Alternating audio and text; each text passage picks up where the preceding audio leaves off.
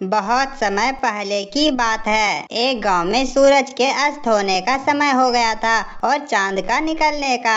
तभी सूरज चांद से कहता है, अरे भाई, तुम एक बात बताओ, जब भी तुम आते हो तो तुम्हें आदर से कोई प्रणाम क्यों नहीं करता है? ऐसा बिल्कुल भी नहीं है मेरे भाई, कई लोग तो मुझे भी प्रणाम करते हैं। अरे मैं जब भी आता हूँ तो सारी दुनिया मुझे जल चढ़ाकर सूर्य नमस्कार करते हैं, लेकिन आज तक मैंने तुम्हारा स्वागत किसी को करते नहीं देखा है। चांद और सूरज की ऐसी बातें उस गांव के सभी लोग नीचे से सुन रहे थे। तभी बिरजू कहता है, अरे हम तो सिर्फ सूरज को ही भगवान मानते हैं, चांद हमारे लिए कुछ भी नहीं है। अरे ऐसी नहीं बात है जी, चांद भी हमारे लिए भगवान समान है। चांद भी तो हमें रोशनी देते हैं और सूरज भगवान तो रोशनी और धूप हमें दोनों देते हैं, पर चांद हमें क्या देते हैं? अरे वैसे तो हम चांद की रोशनी में सारे रात सोए हुए रहते हैं, फिर हम उस रोशनी का क्या करेंगे? हमें तो चांद की कोई जरूरत नहीं है। हाँ, अगर चांद नहीं भी आएगा तो हमें कोई भी फर्क नहीं पड़ेगा।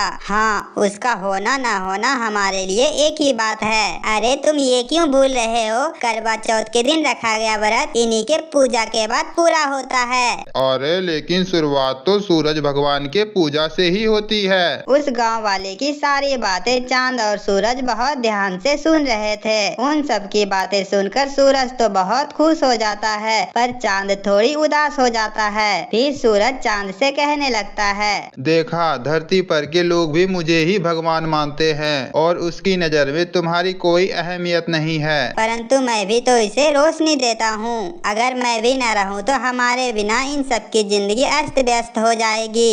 अरे चांद, ये तुम्हारी गलत फहमी है। इन लोगों को तुम्हारी बिल्कुल भी जरूरत नहीं है। अरे अगर हमारी जरूरत किसी को है ही नहीं तो आज के बाद मैं कभी वापस आऊंगा ही नहीं। इसके बाद चांद वहाँ से चला जाता है। उसके जाते ही सारे गांव में अंधेरा छा जाता है। वैसे तो आसमान में कुछ तारे चमक रहे होते हैं, पर उसकी रोशनी ना के बराबर होती है। लेकिन अंधेरा इतना ज्यादा होता है कि किसी लोगों को भी कुछ दिखाई नहीं दे रहा था। उस गांव में बुआई का समय शुरू हो गया था, इसलिए किसानों को सुबह जल्दी उठकर खेतों में जाना होता है। लेकिन चांद के न होने से बाहर बहुत ही घनघोर अंधेरा होता है। अरे उमा, जल्दी से उठ जाओ, आज खेत की बुआई करने जाना है हमें। अरे जल्दी से उठ जाओ, अगर लेट हो गए तो फिर दोपहर में धूप बहुत तेज निकल जाएगी, फिर खेतों में काम करना बहुत मुश्किल हो जाएगा। हाँ जी, बुआई के लिए जाना है, पर बाहर तो अभी बहुत अंधेरा है। अभी आप भी सो जाओ जी और हमें भी सोने दो। अरे मुझे तो लगता है अब सुबह होने वाली है, अब मुझे चलना चाहिए। अरे वो तो आप ठीक कह रहे हो, पर बाहर इतना अंधेरा है तो हम जाएंगे कैसे? अरे तो ठीक है, फिर रहने दो, बाद में ही चलेंगे। इसके बाद दोनों सुबह होने का इंतजार करने लगते हैं और फिर जब सुबह हुई तो दोनों खेतों पे काम करने के लिए निकल पड़ते हैं। लेकिन थोड़ी ही देर में सूरज सर पर आ जाता है और खेतों में काम करना अब बहुत मुश्किल हो गया। बहुत गर्मी हो रही है जी, चलो आज घर चलते हैं, कल जल्दी आकर हम लोग अपना काम निपटा लेंगे। हाँ, तुम बिल्कुल सही कह रहे हो, इतनी भयानक गर्मी में तो मेरा दिमाग खराब हो रहा है। अगले दिन सुबह जब वे दोनों दोबारा जगते हैं तो बाहर बहुत ही अंधेरा होता है और सुबह में जैसे ही काम पर जाते हैं सुबह सुबह भी बहुत तेज धूप हो जाती है। इस समस्या से परेशान होकर पवन सूरज भगवान से कहता है, हे सूर्य देव, अगर आप रात को भी उपस्थित रहे तो हमें कभी भी चांद की जरूरत नहीं पड़ेगी और हम केवल आपकी ही पूजा करेंगे।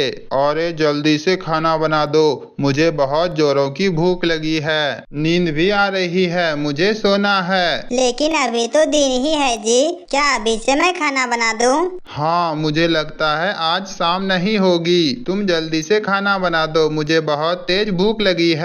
अच्छा ठीक है, मैं बना देती हूँ। फिर वे दोनों खाना खा लेते हैं, पर तब भी रात नहीं होती है और वे दोनों सोने के लिए चले जाते हैं। बहुत गर्मी हो रही है, बिल्कुल भी नींद नहीं आ रही है मुझे। ऐसा करता हूँ, जाके नहा लेता हूँ मैं। इसके बाद पवन नहाने के लिए चला जाता है। नहाने के बाद भी बहुत पवन को गर्मी लग रही थी और तभी घर के बाहर शोर सुनाई देती है। वे दोनों घर से बाहर निकलकर देखते हैं, बिरजू का बेटा बिट्टू सड़क पर बेहोश पड़ा था। क्या हो गया मेरे बच्चे, कोई जल्दी से मेरे बच्चे के लिए पानी लाओ। फिर पवन घर से जाकर जल्दी से पानी लाकर उसके मुंह पर पानी का छिड़काव करते हैं। कुछ ही देर में बिट्टू होश में आ जाता है। लगता है दिन रात धूप लगने की वजह से ये बच्चा बेहोश हो गया था। इसके बाद सभी सोने के लिए चले जाते हैं, लेकिन गर्मी की वजह से किसी को भी नींद नहीं आ रही थी। सारी रातें उन लोगों की